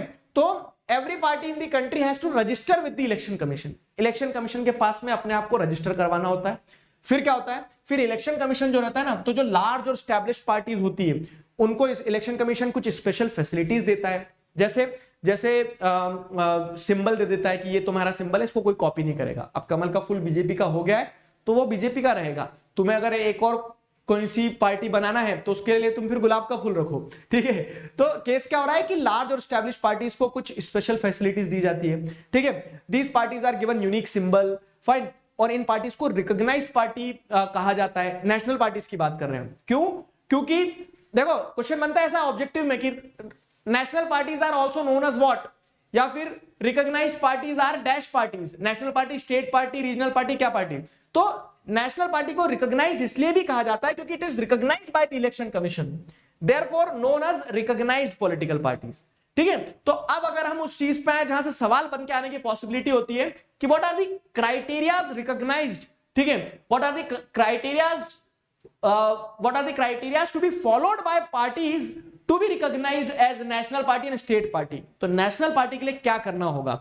मान लो कि ये जितने बच्चे वीडियो देख रहे हैं और मैं, ठीक है, तो हम सब मिलके क्या करते हैं, अपन एक पार्टी बनाते हैं। तो हमारी पार्टी नेशनल पार्टी होगी कि स्टेट पार्टी होगी, तो वो डिपेंड करेगा कि हम कैसे परफॉर्म कर रहे हैं चुनाव में, ठीक है। मतलब वो ये कि तुम टॉपर बनोगे या नहीं बनोगे तो वो डिपेंड करता है कि तुम कैसे परफॉर्म कर रहे हो एग्जाम में, ठीक है। तो पार्टीज के लिए एग्जाम मतलब चुनाव। तो नेशनल पार्टीज की अगर बात करें ना, अच्छे से समझना, क्राइटेरिया इसमें कंफ्यूज होते हो। एक पार्टी अगर 6% वोट सिक्योर कर रही है, 6% vote of total votes in Lok Sabha election और असेंबली इलेक्शन एंड 4 स्टेट्स में क्या है, मतलब 4 स्टेट्स में 6% वोट लिया है, या तो 6% वोट लिया है in the total votes of Lok Sabha. Confuse हो मुझे पता है, इसको और डिकोड करता हूं, देखो, ठीक है। जैसे ये कंट्री है मान लो, अब इस कंट्री में क्या हो रहा है, कंट्री में 100 लोगों ने अगर वोट दिया, 100 लोगों ने वोट दिया, ठीक है। अब एक पार्टी थी, पार्टी का नाम था ए। तो उस ए नाम की पॉलिटिकल पार्टी को अगर मान लो जिसे 7 लोगों ने वोट दे दिया, 7 लोग मतलब 7% हो गए, ठीक है। 7 लोग मतलब 7% हो गए, तो क्या हो जाएगा, तो ये क्लियर हो गया कि उसने पहला बेंचमार्क मतलब फर्स्ट चेकलिस्ट फाइनल कर ली उसने, कि उस पार्टी को नेशनल पार्टी बोला जा सकता है क्योंकि उसे 6% वोट चाहिए थे, 6% vote of the total votes in Lok Sabha. तो जितने टोटल वोट पड़े हैं लोकसभा में, लोकसभा मतलब जो पूरे नेशनल लेवल का इलेक्शन होता है, जनरल इलेक्शन जिसे कहते हैं, तो उन टोटल वोट्स में से 6% वोट अगर एक पार्टी सिक्योर कर लेगी, ठीक है, तो वो नेशनल पार्टी के लिए एलिजिबल होगी। मतलब हाँ कह सकते हो। अभी और भी क्राइटेरिया है, अभी पूरे क्राइटेरिया कंप्लीट नहीं हुए। तो एक तो ये चीज करना होगी। अच्छा मान लो 6% मतलब यहां पे उसको 5% वोट मिले, 5% वोट मिले, तो आपको एक चीज समझना होगा, यहां और में लिखा है कि या तो 6% वोट ले आओ तुम, किसमें, लोकसभा के टोटल वोट्स में से 6% ले आओ, या फिर और लिखा है और, हाँ, और असेंबली इलेक्शन इन 4 स्टेट्स। तो वो लोकसभा के चुनाव में तो 5% ही मिले, लेकिन वो जो पार्टी थी ना, उस पार्टी का इन 4 राज्यों में अच्छा दबदबा था। तो उस पार्टी ने क्या किया, इन 4 राज्यों में से राज्य के जो चुनाव होते हैं ना, जिसे हम क्या कहते हैं, स्टेट लेजिस्लेटिव असेंबली के इलेक्शन, तो स्टेट लेजिस्लेटिव असेंबली के इलेक्शन में उस पार्टी ने क्या किया, स्टेट लेजिस्लेटिव असेंबली के इलेक्शन में उस पार्टी ने यहां पे 10% सिक्योर कर लिया, यहां पे 12% कर लिया, यहां पे 7% कर लिया, यहां पे 20% कर लिया। तो क्या देखने को मिल रहा है कि 6% से ज्यादा वोट उसने 4 स्टेट्स में सिक्योर कर लिए हैं। तो अगर पहले वाला क्राइटेरिया फेल भी हो गया ना, कि लोकसभा में 5% ही रह गए, तो उसके बाद दूसरा रूट ये है कि वो पार्टी अगर 4 स्टेट में 6% से ज्यादा वोट, 6% या 6% से ज्यादा वोट ले आती है, तो भी वो एक क्राइटेरिया फुलफिल कर रही है। समझ गए? तो नेशनल पार्टी कहलाने के लिए पॉलिटिकल पार्टी को क्या करना होगा, ठीक है, 6% of the vote in Lok Sabha, और बोल रहा हूं एंड नहीं, और 6% vote, 6% votes of assembly elections in 4 states, 4 states के असेंबली इलेक्शन में 6% वोट लिया है, ठीक है। अब इसी के साथ साथ ये एक क्राइटेरिया हुआ, स्टेप 1 चेक। स्टेप 2 क्या है, एंड विंस, एंड बोल रहा हूं, तो 6% वोट लेना है, लोकसभा में ले लो या फिर 4 स्टेट में ले लो। उसके साथ साथ क्या है, एटलीस्ट 4 सीट जीतो लोकसभा में। जैसे लोकसभा में 543 सीट्स हैं, ठीक है, 543 सीट्स हैं, तो 543 में से 4 मेंबर ऑफ पार्लियामेंट जो होंगे ना, वो 4 मेंबर ऑफ पार्लियामेंट किसके होना चाहिए? वो 4 मेंबर ऑफ पार्लियामेंट होना चाहिए उस पॉलिटिकल पार्टी के। 6% वोट, सिर्फ वोट से कुछ नहीं होगा, जीतना भी तो चाहिए तुम्हारे कैंडिडेट। तो 4 कैंडिडेट अगर तुम्हारे जीते हैं लोकसभा में, तो तुम क्या कहलाओगे? तुम एक नेशनल पार्टी कहलाओगे। ये नेशनल पार्टी के लिए क्या हो गया? नेशनल पार्टी के क्वालिफिकेशन के लिए क्राइटेरिया हो गया कि एक पार्टी नेशनल पार्टी कब कहलाएगी। और वही स्टेट पार्टी की अगर बात करें, तो स्टेट पार्टी में क्या है कि अगर ये पूरा देश है, तो अब देश की तो बात ही नहीं कर रहे हैं, ये स्टेट है। इस स्टेट के चुनाव में मान लो अगर 100% वोटर कितने हैं? 100 वोटर हैं, तो 100 वोटर के वोटों में से कम 6% वोट्स चाहिए रहेंगे। मतलब 100 में से अगर मान लो इस स्टेट के इलेक्शन में जितने वोटर थे, उनमें से अगर 7% वोटर ने, ठीक है, 7% ने अगर वोट दे दिया, तो वो क्राइटेरिया को फुलफिल कर गई। 6 ने भी दे दिया तो भी क्राइटेरिया फुलफिल हो जाएगा। 6% votes of total votes in state legislative elections, ठीक है, सेक्शंस लिख दिए यहां पे, ठीक है, इलेक्शंस। तो क्या ध्यान रखना है आपको? स्टेट पार्टीज कब बनेगी कोई भी पॉलिटिकल पार्टी? जब वो स्टेट के इलेक्शन में 6% वोट हासिल कर ले out of the total voters. And ठीक है, उसी के साथ साथ जैसे हमने देखा, एक क्राइटेरिया यह है, दूसरा क्राइटेरिया यह है, तो दूसरा क्राइटेरिया यह है कि एटलीस्ट 2 सीट्स। अब जैसे मान लो मध्य प्रदेश की बात करें, 230 सीट पे चुनाव होता है मध्य प्रदेश के स्टेट लेजिस्लेटिव असेंबली के इलेक्शंस में। तो 230 में से अगर दो सीट भी जीत ली ना किसी पॉलिटिकल पार्टी ने, तो वो क्या बन जाएंगी? वो वहां की स्टेट पार्टी बन जाएंगी। 2 seat plus 6% vote, 2 seat plus 6% vote. तो ये क्राइटेरिया समझ में आया? क्लियर हुआ? एकदम क्रिस्टल क्लियर होना चाहिए। बहुत समय लेके अच्छे से, प्यार से, मोहब्बत से समझा दिया मैंने, ठीक है। तो national party, state party, national party का क्राइटेरिया, स्टेट पार्टी का क्राइटेरिया, डिफरेंशिएट करने को पूछा जा सकता है, एक्सप्लेन करने को पूछा जा सकता है, सवाल किसी भी तरह से आ जाएगा, तुम लोग तैयार रहना, ठीक है। आगे बढ़ते हैं। अब आ जाओ रामबाण चीज, शायद इसका इंतजार था तुम्हें। देखो, हर चीज में एक निंजा टेक्निक होती है, ठीक है, और वो निंजा टेक्निक मैंने इजाद करी है किस चीज के लिए? पॉलिटिकल पार्टीज को याद करने के लिए। पॉलिटिकल पार्टीज जो हैं, तो जैसे अगर आप देखोगे तो आपकी बुक में ये बता दिया कि नेशनल पार्टीज क्या होती है, स्टेट पार्टीज क्या होती है, नेशनल पार्टी का क्राइटेरिया क्या है, स्टेट पार्टी का क्राइटेरिया क्या है, वेल एंड गुड। अब आपकी बुक में 7 स्टेट पार्टी दी गई है, 7 नेशनल पार्टीज दी गई है। स्टेट पार्टीज बहुत सारी दी गई हैं, और स्टेट पार्टीज में पढ़ना भी सिर्फ इतना बता दे रहा हूं कि स्टेट पार्टीज जो है, तो कंट्री में मल्टीपल स्टेट पार्टीज हैं, और स्टेट पार्टीज का फायदा बस ये है कि वो फेडरलिज्म को स्ट्रेंथन करती है। कैसे? कनेक्ट करो। सेंटर स्टेट रिलेशन में हमने क्या देखा था चैप्टर 2 फेडरलिज्म में, कि स्टेट पार्टीज जो होती है, जो जिन्हें रीजनल पार्टीज भी कहा जाता है, क्यों? क्योंकि वो उस रीजन तक सीमित है। तो वो जब स्टेट पार्टीज नेशनल पार्टी को अपना सपोर्ट देती है कोलिजन गवर्नमेंट में, तो उससे स्टेट के इंटरेस्ट को वो स्ट्रेंथन करती है। तो फेडरलिज्म स्ट्रेंथन होता है स्टेट पार्टी से। नेशनल पार्टी तो नेशनल पार्टी है, राष्ट्र के स्तर पर फैली हुई है। तो अब देखो, यहां जो डेटा दिया है ना, वो जो डेटा दिया गया है, तो वो डेटा थोड़ा सा आउटडेटेड है। कैसे आउटडेटेड है? कि जो लेटेस्ट एनसीईआरटी है ना, उस लेटेस्ट एनसीईआरटी के हिसाब से भी जैसे अगर आप देखोगे, तो उस लेटेस्ट एनसीईआरटी में भी इन्हीं पार्टीज के नाम दिए हुए हैं, लेकिन इनमें से कुछ पार्टी, ठीक है, इस लिस्ट से गायब हो चुकी है। जैसे for example all India Trinamool Congress, communist party of India, ठीक है, एनसीपी नेशनल कांग्रेस पार्टी, ये तीनों पार्टी अब नेशनल पार्टी नहीं है।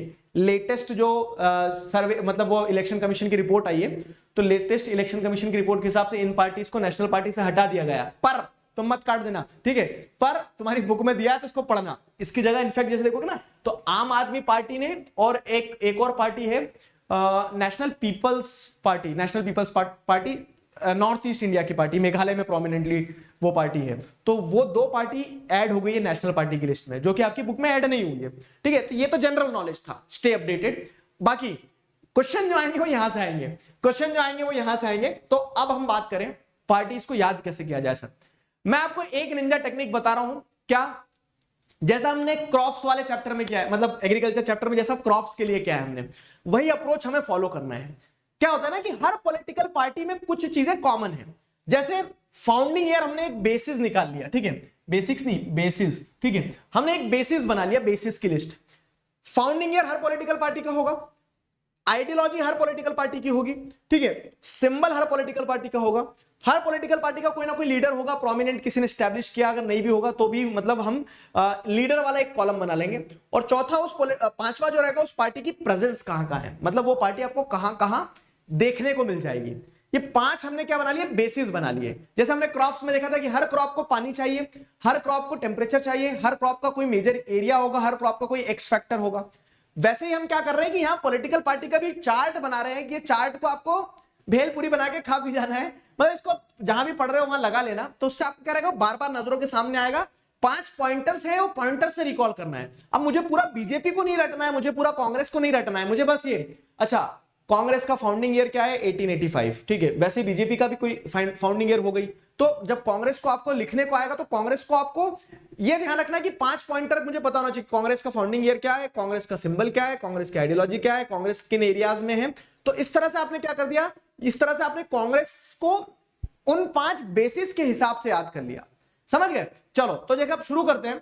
जैसे हम स्टार्ट करें अगर फाउंडिंग ईयर, तो बीजेपी 1980 में फाउंड की गई थी, ठीक है। आइडियोलॉजी क्या है, एंशिएंट कल्चरल वैल्यूज को प्रमोट करना, इंटीग्रल ह्यूमनिज्म, अंत्योदय और हिंदुत्व की आइडियोलॉजी को प्रमोट करना, ठीक है। तो ये क्या हो गया, ये आपको देखो आएगा ना बहुत ज्यादा, तो ऑब्जेक्टिव में जो आएगा तो वो तो हम एनसीईआरटी पढ़ के हमारा काम चला लेंगे, ऑब्जेक्टिव के हिसाब से आया। सब्जेक्टिव में लिखने को आएगा तो आपके पास पर्याप्त है कि BJP also known as Bharatiya Janata Party, it was formed in 1980, its ideological stands are the promotion of ancient cultural values, integral humanism and Antyodaya and Hindutva. Fine. The symbol of the political party is lotus. Leader या फिर leader की जगह जैसे हम leader में देखेंगे भी ना, यहाँ तो यहाँ बीजेपी कह सकते हैं, कौन सी एक पार्टी थी, नाम स्किप हो गया तुरंत, ठीक है। तो बीजेपी उस पार्टी का एक्सटेंशन है, ठीक है। बीजेपी उस पार्टी का एक्सटेंशन है, जैसे श्यामा प्रसाद मुखर्जी ने उस पार्टी को स्टैब्लिश किया था। और फिर बाद में 1980 में क्या होता है, अटल बिहारी वाजपेयी जो थे, तो उन्होंने उस पार्टी को जनता गवर्नमेंट से बाहर निकलने के बाद में बीजेपी का फॉर्म दिया था। तो लीडर में हम जैसे देख सकते हैं, तो प्रोमिनेंट लीडर जो है तो श्यामा प्रसाद मुखर्जी बोल सकते हैं, उन्होंने आइडियोलॉजिकल बेस दिया है बीजेपी को। उसके बाद में जैसे दीनदयाल उपाध्याय जो थे, तो उनकी आइडियोलॉजी है किसकी, अंत्योदय की, ठीक है, सॉरी इंटीग्रल ह्यूमनिज्म की और अंत्योदय की। तो उन आइडियोलॉजीज पर बीजेपी बेस्ड है। रीजन्स कहां है, तो जैसे अगर आप देखेंगे तो formed NDA presently ruling government है, 2014 से बीजेपी का रूल है। तो ये बीजेपी का इतना आपने डेटा उन 5 पॉइंटर्स पे निकाल लिया। सिमिलरली कांग्रेस का 1885 में स्टैब्लिश किया गया, secular welfare of weaker section and minorities, centrist party है, ये उसकी आइडियोलॉजी है, मतलब ना राइट में ना लेफ्ट में। जैसे बीजेपी एक राइटिस्ट पार्टी है, ठीक है, तो वैसे ही कांग्रेस क्या है, एक सेंट्रिस्ट पार्टी है। अब सिंबल क्या है, तो हैंड पाम विथ 5 फिंगर्स। अब एक चीज बताऊं, तो जो इंडिपेंडेंस के टाइम की कांग्रेस थी, उसका सिंबल पता है, बैलगाड़ी था, ठीक है, 2 बैल थे। अब वो हैंड पाम विथ 5 फिंगर्स हो गया। तो कांग्रेस भी वो वाली कांग्रेस नहीं है, बहुत इवॉल्व होते हुए आई है। फाइन, तो ये कांग्रेस का सिंबल हो गया। ये 1885 वाली कांग्रेस नहीं है, ध्यान रखना, कांग्रेस में बहुत स्प्लिट्स हुए थे। फिर जैसे अगर आप देखोगे, लीडर जवाहरलाल नेहरू थे, इस कांग्रेस के हम कह सकते हैं। फिर एरिया रीजन, तो फॉर्म्ड यूपीए इन 2004। अलायंस जो हम बोल रहे हैं ना कि उनकी टीम, तो जो कांग्रेस टीम अप हुई थी, तो 2004 में यूपीए अलायंस बनाया, United Progressive Alliance. Ruled for a major period, independence के बाद से 70 साल तक, फिर बीच में एक टर्म, तो इस तरह से 2004 से 14 तक। तो ये कांग्रेस ने इतना समय रूल किया। अब आ जाओ BSP, Bahujan Samaj party. Bahujan Samaj party क्या है, 1984 में स्टैब्लिश हुई, कांसीराम लीडर थे, उन्होंने स्टैब्लिश की। और आज उसकी कमांड जो है किसके हाथ में है, तो आज इसकी कमांड जैसे आप देखोगे तो मायावती के हाथ में है। Aims to represent the and secure power for Bahujan Samaj, ठीक है। बहुजन मतलब क्या होता है, मेजोरिटी वाले लोग, मेजोरिटी इन द सेंस कि ओबीसीज, दलित्स, माइनॉरिटीज, इन सबको एक साथ जोड़ के बहुजन समाज बनाया, ठीक है। और ये उनको रिप्रेजेंट करने के लिए बीएसपी पार्टी बनाएगी उत्तर प्रदेश में। फिर जैसे follows the idea of Sahu Maharaj Phule, ठीक है, साहू महाराज, ठीक है, Mahatma Phule, Naicker, B R. Ambedkar.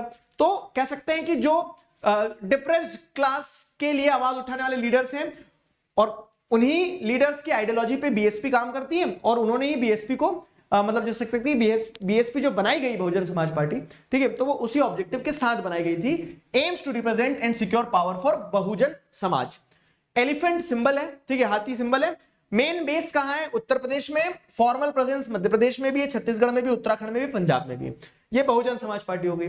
Next party जैसे अगर हम देखें क्या है, AITC, All India Trinamool Congress जो है, ठीक है, 1998 में बनी। Committed to secularism and federalism, secularism और फेडरलिज्म आइडियोलॉजी है। फ्लावर एंड ग्रास सिंबल हो गया। सिमिलर वही 5 पॉइंटर पे। ममता बनर्जी फाउंडिंग मेंबर है और वेस्ट बंगाल में इसकी प्रेजेंस है। तो power in West Bengal, fourth largest party in Lok Sabha, ठीक है, फोर्थ लार्जेस्ट पार्टी लोकसभा में, लेकिन करंट इलेक्शन कमीशन के डेटा के हिसाब से वो 6% वाला बेंचमार्क पूरा नहीं कर रही है, 4 सीट्स नहीं है, तो इस कारण से वो क्या है, बाहर है नेशनल पार्टी की लिस्ट से, ध्यान रखना। कम्युनिस्ट पार्टी ऑफ इंडिया जो है 1925 में बनी थी। अच्छा, इसके फाउंडर का नाम एनसीईआरटी में नहीं दिया है, एमएन रॉय जो है इसके फाउंडर थे, ठीक है, और इंडिपेंडेंस के पहले ये पार्टी बन गई थी जो कि रशियन रेवोल्यूशन से इंस्पायर्ड थी, तो वही मार्क्सिज्म, ठीक है, लेनिनिज्म आइडियोलॉजी से ड्रिवन है। अपोज्ड सक्सेशनिज्म, सक्सेशनिज्म मतलब क्या है कि देश का विभाजन हो, उस चीज को अपोज करती थी ये पार्टी, ठीक है। Communalism stand for working class farmer and poor, तो वर्किंग क्लास फार्मर पुअर वही रशियन रेवोल्यूशन की लाइंस पर बेस्ड एक पॉलिटिकल पार्टी ये है। सिकल और ग्रेन इसका सिंबल है, सिकल और मतलब वो हसिया, और ग्रेन यानी गेहूं अनाज वो वाला। केरला, वेस्ट बंगाल, पंजाब, आंध्र प्रदेश, तमिलनाडु में इसकी प्रेजेंस है, तो वो चार्ट से आपको ध्यान रखना है। वैसे ही communist party of India Marxist की बात करें ना, तो ये communist party of India Marxist communist party of India से स्प्लिट होकर निकल के आई है, इसी से निकल के आई है। 1964 में स्प्लिट के कारण ये पार्टी बनी। मार्क्सिज्म लेनिनिज्म, ठीक है, उस आइडियोलॉजी पर बेस्ड है, और इनफैक्ट ये न्यू इकोनॉमिक पॉलिसीज को अपोज करती है, तो ये एक अलग पॉइंट अगर डिफरेंशिएट करने को पूछा जाए तो आप लिख सकते हैं। सिकल और हैमर इसका सिंबल है कि सिकल भी और हैमर भी, ग्रेन से हैमर को रिप्लेस कर दिया। वेस्ट बंगाल, केरला, त्रिपुरा में इसकी प्रेजेंस है, ठीक है, अभी भी ये नेशनल पार्टी है। और फिर आता है नेशनल कांग्रेस पार्टी, जो नेशनल कांग्रेस पार्टी किससे निकल के आई है, इंडियन नेशनल कांग्रेस से ही निकल के आई है। शरद पवार इसके लीडर थे, और इसका सिंबल है क्लॉक, घड़ी। फाइन, 1999 में इसको फॉर्म किया गया। इसकी आइडियोलॉजी क्या है पता है, तो वही कांग्रेस से डिराइव हुई है, सेंट्रिस्ट पार्टी है।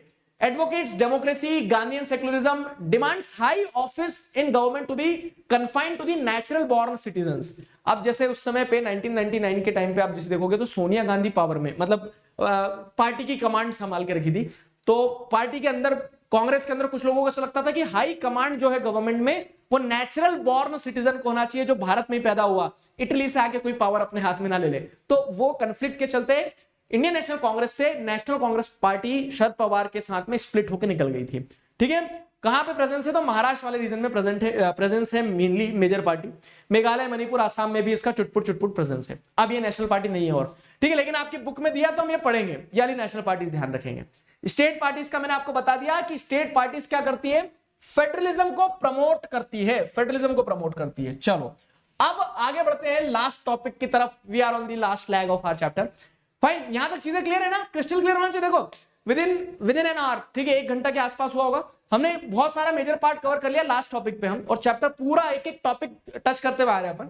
Challenges to political parties, challenges हमने meaning, component, need, necessity, functions, कितनी पार्टी होना चाहिए, नहीं होना चाहिए, नेशनल, स्टेट, सारा सब कुछ पढ़ लिया। अब हम आ रहे हैं कि पॉलिटिकल पार्टी सही है गलत है, तो वाला तो पार्टी खत्म हो गया, political parties are very necessary. लेकिन वही वाली बात है कि समस्या है बहुत सारी सर, फिर हम क्या फोकस करेंगे कि समस्या पे नहीं, समाधान पे फोकस करना है। तो चैलेंजेस क्या है, उन चैलेंजेस को कैसे ओवरकम किया जा सकता है। तो जैसे अगर आप देखोगे तो चैलेंजेस क्या है ब्रॉडली, अगर आप देखोगे, नहीं अभी तो भैया इसके बाद में रिफॉर्म भी आएगा एक टॉपिक चैलेंजेस के बाद में। तो 4 मेजर चैलेंजेस है जो पॉलिटिकल पार्टीज फेस कर रही है, और वो 4 मेजर चैलेंजेस क्या है। सबसे पहला लैक ऑफ इंटरनल डेमोक्रेसी, ठीक है, लैक ऑफ इंटरनल डेमोक्रेसी मतलब क्या है, ये एक्सप्लेन करने को भी आता है। ये जो टॉपिक मैं आपको बता रहा हूं, ये टॉपिक अपने आप में एक तो ऐसा बड़ा आ गया कि what are the challenges to political parties, ठीक है, what are the challenges to political parties, एक टॉपिक ऐसा आ गया आपको, तो आपको ये 4 पॉइंटर बता रहा हूं, ये लिखना रहेंगे।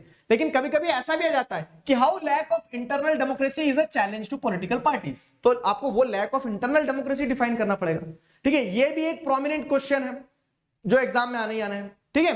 तो लैक ऑफ इंटरनल डेमोक्रेसी एक चैलेंज है, जहां पे आपको क्या देखने को मिल रहा है कि पॉलिटिकल पार्टी जो होती है, तो पॉलिटिकल पार्टीज में जो टॉप पार्टी लीडर्स होते हैं वो सारे डिसीजन ले लेते हैं, एक जो मेंबर है लोअर लेवल पे, he does not know that how the things are going on, ठीक है, उसको पता ही नहीं चीजें क्या चल रही है, कौन कैसे डिसीजन ले रहा है। तो इंटरनल डेमोक्रेसी की कमी है पॉलिटिकल पार्टीज में, ये समस्याएं हैं, इनके समाधान पे भी फोकस करेंगे अभी, ठीक है। दूसरा चैलेंज क्या है, challenge of dynastic succession. Dynastic succession मतलब क्या है कि पॉलिटिकल पार्टीज में मेजर डिसीजन जो लिए जा रहे हैं वो एक फैमिली मेंबर के द्वारा, एक फैमिली के लोगों के द्वारा लिए जा रहे हैं, ठीक है। मेजर पोर्टफोलियो जो है, पोजीशन जो है, तो वो एक फैमिली संभाल रही है, और वो सिर्फ इंडिया तक सीमित नहीं है। मुझे पता है आपके दिमाग में बहुत सारी पॉलिटिकल पार्टीज के नाम आ गए होंगे, ठीक है। तो इस तरह से क्या हो रहा है कि एक चैलेंज ये भी है पॉलिटिकल पार्टीज में कि डायनेस्टिक सक्सेशन है, कि एक ही वंशवाद चला रहा है, एक ही फैमिली के लोग जो है तो उस पार्टी को लीड कर रहे हैं, ठीक है। यूएसए वर्ल्ड का ओल्डेस्ट डेमोक्रेसी, वहां पे भी जैसे आप देखोगे बुश फैमिली ने डायनेस्टिक सक्सेशन दिखाया। हमारे यहाँ मल्टीपल पार्टीज है जहां पे डायनेस्टीज रूल कर रही होती है, ठीक है, रीजनल पार्टीज भी है, नेशनल पार्टीज भी है, ठीक है, पिताजी है, पिताजी के बच्चे हैं, फिर उनके बच्चे भी होंगे, तो उस तरह से चल रहा है कार्यक्रम। तो चैलेंज ऑफ डायनेस्टिक सक्सेशन, अब ये अपने आप में क्वेश्चन बन के आ सकता है कि how challenge of dynastic succession is a major challenge to political parties. तो आप इसमें लिखोगे क्या कि इसके चलते क्या होता है, इनकेपेबल पर्सन जो होता है उसके पास पावर आ जाती है पॉलिटिकल पार्टीज में, the one who is capable and working hard feels demotivated and this is how the political parties face a challenge. तीसरा, money and muscle power. Money and muscle power भी एक challenge है बहुत बड़ा।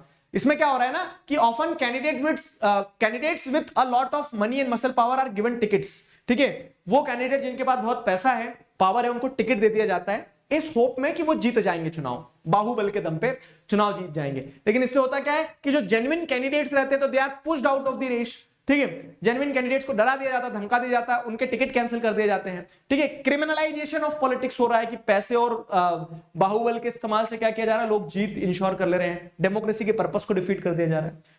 चौथा challenge जो है lack of meaningful choice. Lack of meaningful choice को मैं आपको एक एग्जांपल से समझाता हूं। आपको वोट देने जब जाते हो आप तो देखते हो कि ये तो गुंडे हैं, दूसरा व्यक्ति को वोट दिया जाए तो आपको क्या देखने को मिलता है कि ये तो चोर है, तो कोई गुंडे हैं तो कोई चोर है। तो पॉइंट क्या हो रहा है ना कि इन्हें दो या इन्हें दो, बात वही है, गर्त में ही जाना है चीजें। तो मेरा कहने का मतलब ये, मैंने बहुत रेडिकल तरीके से बताया, लेकिन कहने का मतलब ये कि एक चैलेंज ये भी कि all the political parties are same, no political parties are having some distinctive thing to offer. जैसे वो ये कि खाने में क्या है, डेजर्ट में तो आप बोल रहे हैं कि डेजर्ट में आइसक्रीम है, ठीक है, इधर भी आइसक्रीम है, फ्लेवर नहीं, यहां भी वनीला है, यहां भी वनीला है, तो पॉइंट होगा कि फिर पूछ क्यों रहे हो, कुछ भी दे दो। तो एक चैलेंज ये भी है पॉलिटिकल पार्टीज का कि पॉलिटिकल पार्टीज मीनिंगफुल चॉइसेस नहीं दे रही है। All the political parties are more or less same when it comes to their economic policies, when it comes to their plan for development. So in real, people do not have the choice to choose from. People are just voting, ठीक है, they do not have the real choice, lack of meaningful choice. ये सारे challenges हैं, समझ में आया? ये सारे challenges हैं पॉलिटिकल पार्टीज के जो मैंने आपको समझाया, और ये सीधा क्वेश्चन बनता भी है, सीधा क्वेश्चन भी बनता है। तो अब सवाल ये आता है कि ये तो समस्या हो गई सर, समस्या पे नहीं, समाधान पे फोकस करेंगे। तो how can parties B reformed, ठीक है, तो रिफॉर्म कैसे कर सकते हैं हम पार्टीज को? तो before that we need to ask some question. एक पॉलिटिकल साइंटिस्ट है, उनका बड़ा अच्छा स्टेटमेंट है क्या कि बिफोर ट्रीटिंग समवन, ठीक है, before treating someone you must ask him कि is he or she willing to give up what caused him ill, ठीक है। आप किसी को ठीक कर रहे हो उससे पहले ये उससे पूछ लो कि जिस चीज से तुम बीमार हुए क्या तुम उसे छोड़ने के लिए तैयार हो? अगर तुम छोड़ोगे नहीं, आज ठीक कर दूंगा, कल फिर बीमार हो जाओगे।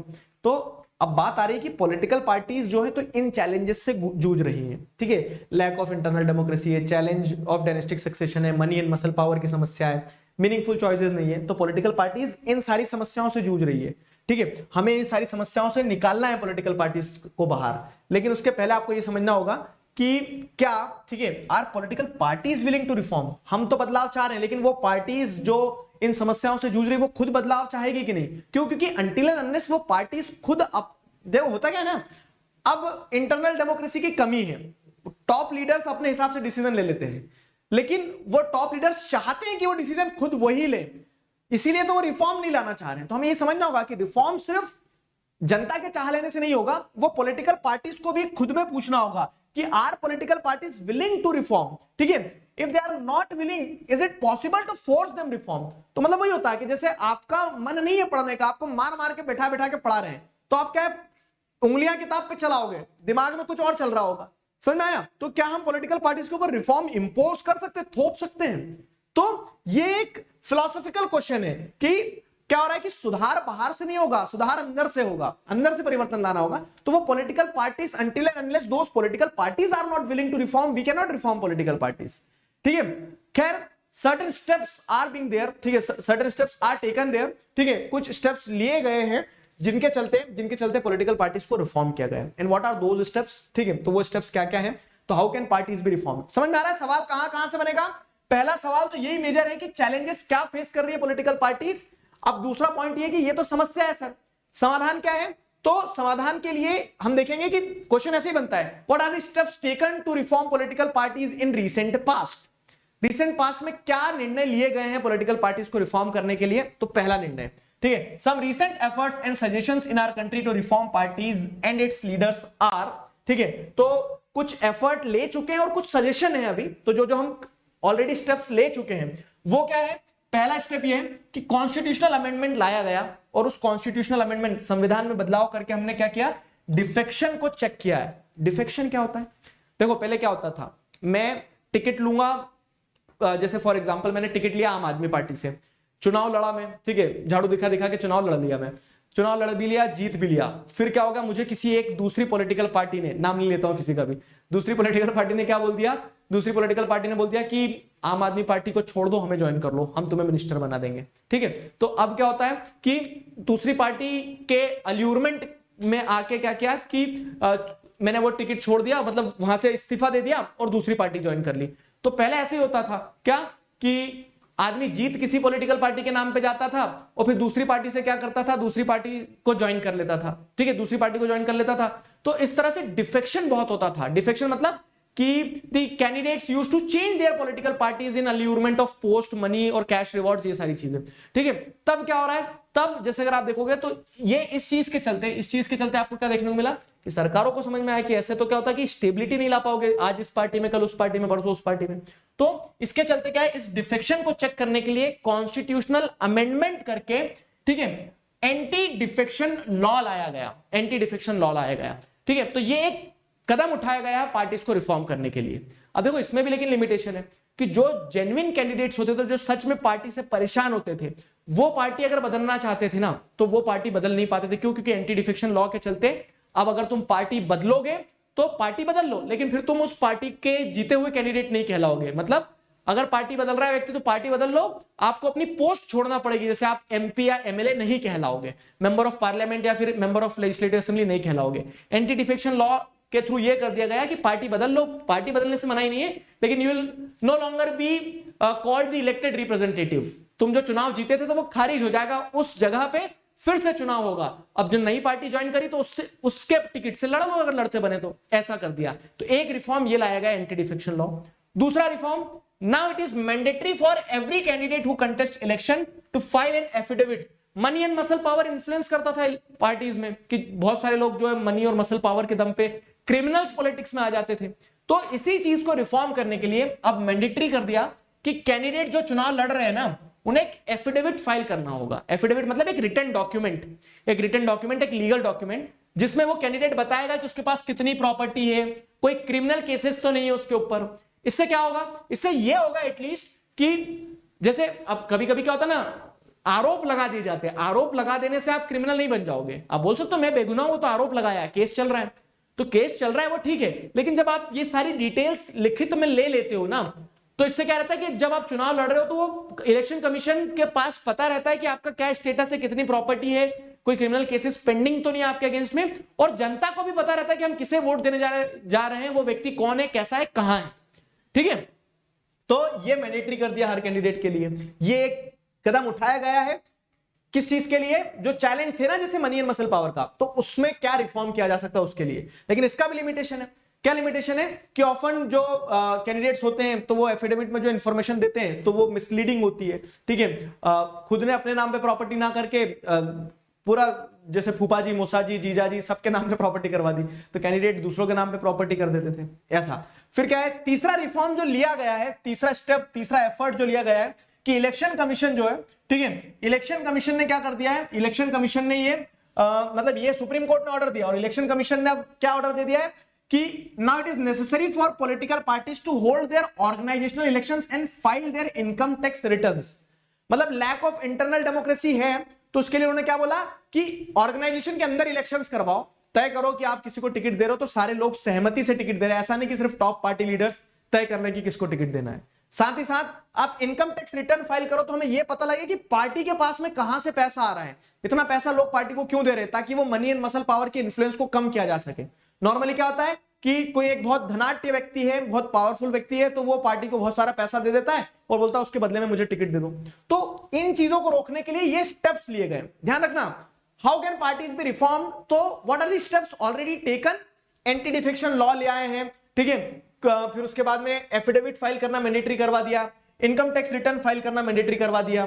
तो ये स्टेप्स ले लिए। इसके अलावा क्या है, कुछ सजेशंस भी हैं। जैसे सजेशंस टू ब्रिंग रिफॉर्म क्या क्या है, लॉ लाया जाए ताकि इंटरनल अफेयर को रेगुलेट किया जा सके। मतलब पार्टी के अंदर एक कॉन्स्टिट्यूशन बनाओ कि पार्टी उस कॉन्स्टिट्यूशन के हिसाब से चले, ऐसा नहीं कि टॉप पार्टी लीडर जो चाह रहे हैं वैसा कर ले। ठीक है, तो ये एक सजेशन है कि एक लॉ लाया जाए ताकि पार्टी के इंटरनल अफेयर्स को रेगुलेट किया जा सके, कि इंटरनली पार्टी में क्या चल रहा है इसको रेगुलेट किया जा सके।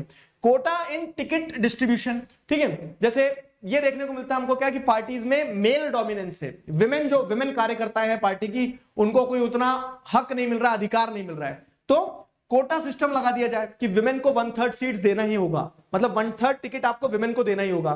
ठीक है, अब बोलोगे सर सब दे दो विमेन को। जैसे पॉइंट क्या हो रहा है कि लोकसभा में और राज्यसभा में भी, लोकसभा में और स्टेट लेजिस्लेटिव असेंबली में भी अब लॉ के थ्रू मिल गया अप्रूवल कि हाँ विमेन को 1/3 सीट रहेगी, लोकल लेवल पे भी रहेगी। यहां पे जो बात हो रही है वो ये हो रही है कि एक पार्टी के अंदर जो टिकट बांटी जाती है ना, तो पार्टी के अंदर टिकट बांटी जाती है तो वहां पे महिलाओं का प्रतिशत रहे, उस चीज को जाहिर रूप से दर्शाने के लिए 1/3 जो है टिकट्स किसको दी जाए, विमेन को दी जाए, ये बात की गई। ठीक है, आगे बढ़ते हैं।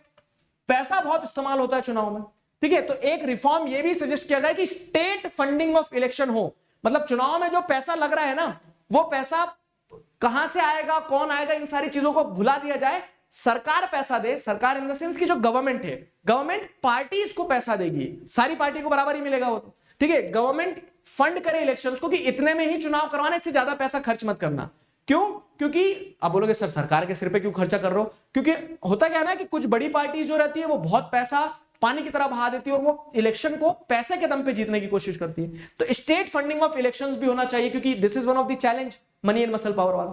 ठीक है, तो ये कुछ सजेशंस हैं रिफॉर्म के लिए, ये कुछ स्टेप्स लिए जा चुके हैं। अब इसके ऊपर अगर देखा जाए ना, तो इसके ऊपर देखा जाए तो ये चीज ध्यान रखिएगा क्या कि ये पूरा पार्ट अगर एक बड़ा क्वेश्चन आ जाएगा कि narrate the whole story how parties can be reformed, what are the steps already taken, what are the suggestions and what is the way forward. तो वे फॉरवर्ड में अगर हम देखें तो अब आप दो वही वाला जो मैंने पीछे पूछा था, यहां पे क्वेश्चन है, क्या पूछा था कि are political parties willing to reform. अगर आप पॉलिटिकल पार्टीज रिफॉर्म नहीं चाह रही और आप ये सारी चीजें इंपोज कर रहे हो, तो दिखती बात है कि मैं आपको बोल रहा हूं पढ़ने बैठो, पिटाई लगा रहा हूं आप क्यों, ठीक है, लॉ बना दिया कि नहीं पढ़ना ही पड़ेगा, तो आप किताब खोल के तो बैठ जाओगे, लेकिन मन से पढ़ रहे हो क्या, नहीं पढ़ रहे हो। तो वैसे ही आपको वे फॉरवर्ड में समझना होगा कि over regulation can be counter productive.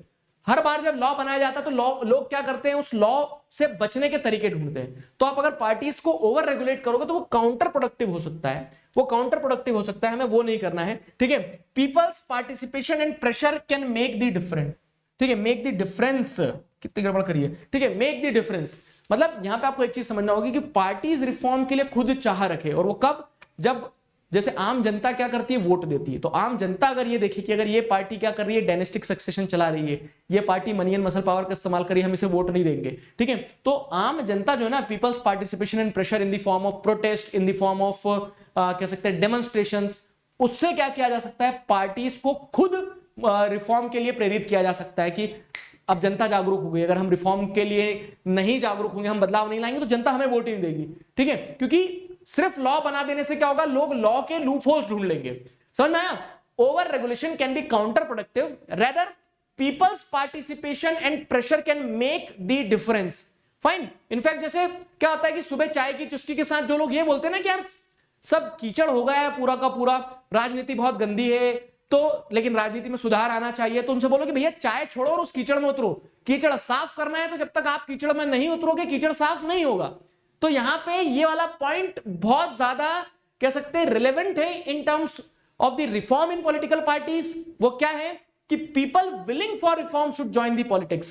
तो कीचड़ साफ करना है तो कीचड़ में उतरना पड़ेगा, दूर से छू छू करने से नहीं उड़ेगा कीचड़। ठीक है, तो this is the way forward कि those who want reform in political parties, those who want reform in politics should join the politics. Fine. So this was the chapter. The problem of bad politics can be solved by more and better politics. तो जो bad politics की problem है उसको more politics और better politics से ही सुधारा जा सकता है, दूर नहीं भागना होगा उससे। ठीक है, ज्यादा से ज्यादा जितने लोग एक्टिव होंगे ऑटोमेटिकली पॉलिटिक्स उतनी वाइब्रेंट और ट्रांसपेरेंट होती चली जाएगी। Fine, this was the lovely amazing chapter. I hope you people enjoyed it. थोड़ा सा आगे लंबा हुआ है, लेकिन वन शॉट में हमने पूरे हर एक टॉपिक को कवर करा है अच्छे से, सारे क्वेश्चंस बताते चला हूं। अब आपको सिर्फ एनसीईआरटी पढ़ना है, इसके नोट्स वगैरह जो भी है सारा सब कुछ आपको टेलीग्राम चैनल पे मिल जाएंगे, लिंक डिस्क्रिप्शन में है। और जो भी अपडेट्स रहेंगी सेशन वगैरह से जुड़ी हुई, कोई इंपॉर्टेंट अनाउंसमेंट, तो सब आपको ये जो मेरे सोशल मीडिया अकाउंट से जैसे इंस्टाग्राम और टेलीग्राम, यहां से आपको मिलती रहेगी। फाइन, मिलते हैं नेक्स्ट चैप्टर के साथ। अभी के लिए साइन ऑफ करता हूं। Signing off with this, together we can we will. Thank you very much.